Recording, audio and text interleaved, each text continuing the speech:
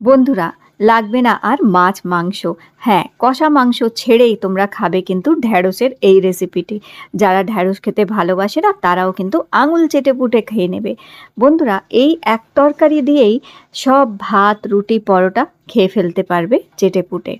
তাহলে এই ঢ্যাঁড়সের তরকারিটি তৈরি করার জন্য আমি এখানে নিয়েছি 300 গ্রাম ঢ্যাঁড়স। ঢ্যাঁড়স অথবা ভিন্ডি ভালো করে জলে ধুয়ে জলটা ঝরিয়ে নিয়ে শুকিয়ে নিয়ে তারপরে ঢ্যাঁড়সগুলো লম্বালম্বিভাবে এইভাবে কেটে নিতে হবে আমাদের।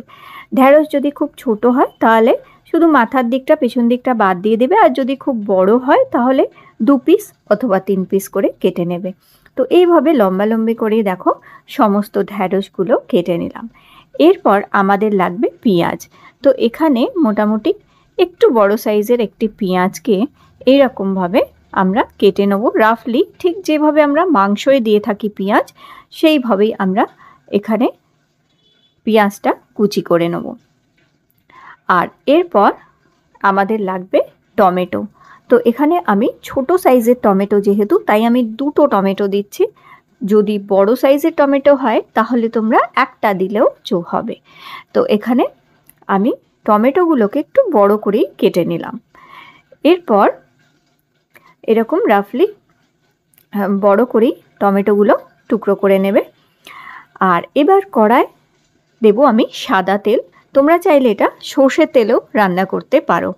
তো এখানে সাদা তেল আমি দিয়ে দিয়েছি। সাদা তেল দিয়ে তেলটা একটু গরম করে নেবে, আর একটু বেশি তেলটা এখন লাগবে আমাদের। তো এখানে মোটামুটি 2 বড় চামচ মতন তেল দিয়েছি।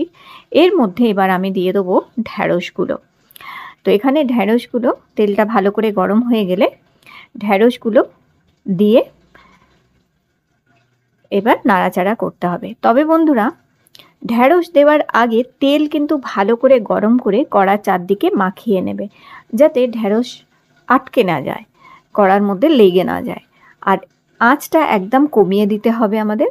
আঁচ কমিয়ে দিয়ে এইভাবে ঢ্যাঁড়সগুলোকে আস্তে আস্তে নাড়াচাড়া করবে।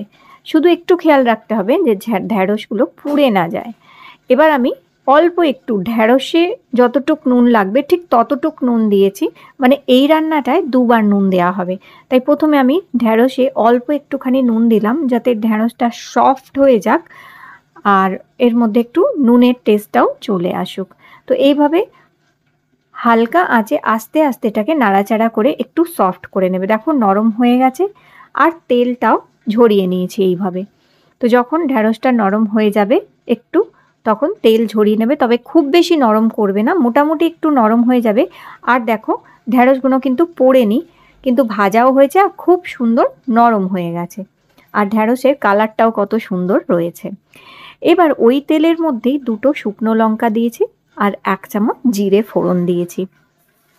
জিরে আর শুকনো লঙ্কাটা একটু ভাজা হয়ে গেলে তারপর ওই যে পেঁয়াজটা আমরা কুচি করে রেখেছিলাম সেই পেঁয়াজটা এখানে দিয়ে দেবো। পেঁয়াজটা দিয়ে ভালো করে নেড়ে চেড়ে একটু ভাজতে হবে।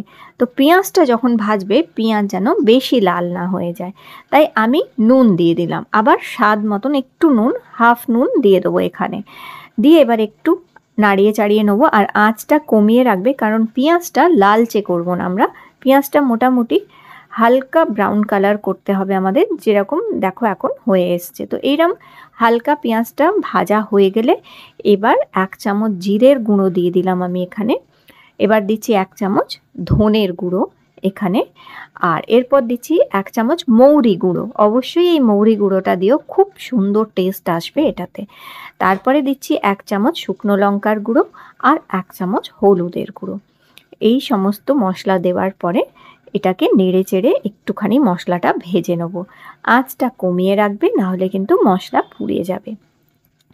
এইভাবে ভালো করে নাড়াচাড়া করে নেবার পর এবার দিয়ে দেবো আমরা টমেটোগুলো। টমেটোটা দেওয়ার পরে আবার একটু নাড়িয়ে চাড়িয়ে নেব আমরা। তবে এখানে টমেটোটা পুরোপুরি আমরা ঘাঁটবো না, টমেটোটা একটু আস্ত আস্ত থাকবে, তাহলে কিন্তু খেতেও ভালো লাগবে এবং তরকারি দেখতেও সুন্দর হবে। তাই একটু নাড়িয়ে চাড়িয়ে নেব। আর এই সময় আমি একটুখানি কাসুরি মেথি, মানে শুকনো মেথি পাতা, সেই কাসুরি মেথি হাত দিয়ে একটু গুঁড়ো করে এর মধ্যে দিয়ে দিলাম। খুব সামান্য দেবে, 3-4 চিমটি মতন। ভালো করে নাড়িয়ে চাড়িয়ে নিলাম। দেখো মশলা থেকে তেল ছাড়ছে খুব সুন্দর। এইবার দুটো সেদ্ধ আলু নিয়েছি আমি এখানে, দুটো মাঝারি সাইজে সেদ্ধ আলু আগে থেকে সেদ্ধ করে রেখে দেবে। এই আলুগুলো ভেঙে এখানে দিয়ে দেবো। তো আলুগুলো খুব বেশি ভাঙবে না, মোটামুটি হালকা করে একটু আলুগুলো ভেঙে নেবে, দিয়ে এই মশলাটার মধ্যে দিয়ে দেবো। মশলার মধ্যে দিয়ে ভালো করে নাড়িয়ে চাড়িয়ে আলুর সাথে এই মশলাটা আমরা মাখিয়ে নেব। তো এইভাবে আলুর সাথে মশলাটা ভালো করে আমাদের আগে মিশিয়ে নিতে হবে। তো মেশাবার সাথে সাথে আলুটাকে একটু ফ্রাইও করে নেবে। তো এই সময় আঁচটা মোটামুটি একটু মাঝারি আঁচ রাখবে, আর নাড়িয়ে চাড়িয়ে আলুটার সাথে মশলাটাকে একটু ভাজবো আমরা।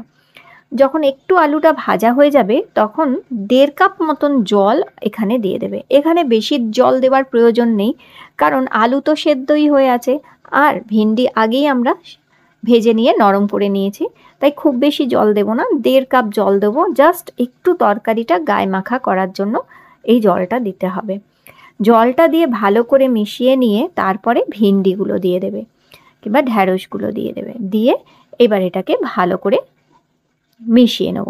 মিশিয়ে নিয়ে এবার মাঝারি আঁচে এটাকে কিছুক্ষণ ফুটিয়ে নেব। খুব বেশি হাই ফ্লেম করবে না, তাহলে ঝট করে ফুটে যাবে। মাঝারি আঁচে একটু ফুটিয়ে নেবে, চাইলে একটু ঢাকা দিয়েও রাখতে পারো তোমরা। ব্যাস মাত্র 2 মিনিট ফোটালেই যখন গায়ে মাখা হয়ে যাবে গ্রেভিটা, ব্যাস তখনই সার্ভ করে নেবে। তো এটা গরম ভাতের সাথে, রুটির সাথে, পরোটার সাথে, যে কোনো কিছুর সাথে দুর্দান্ত লাগে খেতে বন্ধুরা। মাছ মাংস ফেলে খাবে কিন্তু এই ভিন্ডির তরকারিটা। এটা এতই স্বাদ হয় আর এতই টেস্টি হয় খেতে। এটা দেখতে যেমন দুর্দান্ত হয়েছে, খেতেও কিন্তু অসাধারণ হয়। আর যারা ভিন্ডি খেতে ভালোবাসে না তারা আঙুল চেটে পুটে খাবে। একবার এই সমস্ত মশলা দিয়ে ঠিক এইভাবে এই ভিন্ডিটি রান্না করে দেখো, তাহলে এই গরমে যখন মুখে রুচি থাকে না কোনো কিছুই খাবার, তখন ভিন্ডিটাকে এইভাবে রান্না করে খেয়ে দেখতে পারো একদিন। আর আজকের এই ভিন্ডির রেসিপিটা তোমাদের ভালো লেগে থাকলে লাইক দেবে, চ্যানেলটি সাবস্ক্রাইব করে রাখবে। আগামী দিনেও তোমাদের সাথে ভালো ভালো রেসিপিস আমি শেয়ার করার চেষ্টা করব। তাহলে আবার দেখা হবে তোমাদের সাথে নতুন একটি রেসিপি নিয়ে।